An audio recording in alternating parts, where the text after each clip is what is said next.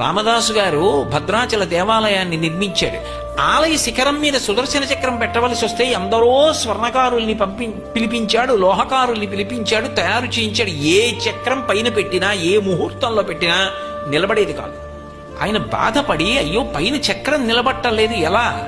రామచంద్ర ప్రభువుని ధ్యానం చేస్తే ఆయనకి రామచంద్రమూర్తి స్వప్నమునందు సాక్షాత్కరించారు. సాక్షాత్కరించి, ఈ క్షేత్రంలో పైన ఉండవలసినటువంటి సుదర్శన చక్రం మానవ నిర్మితము కుదరదు, దాన్ని నేను అనుగ్రహిస్తాను.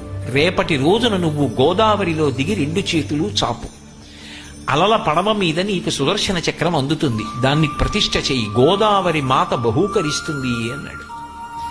ఆయన మరునాడు స్నానం చేసి గోదావరి నదిలో నిలబడి 2 చేతులు చాపి రామచంద్రమూర్తిని ప్రార్థన చేశారు. నీటి మీద తేలుతూ వచ్చింది సుదర్శన చక్రం. అదే ఇప్పటికీ భద్రాచల దేవాలయం శిఖరం.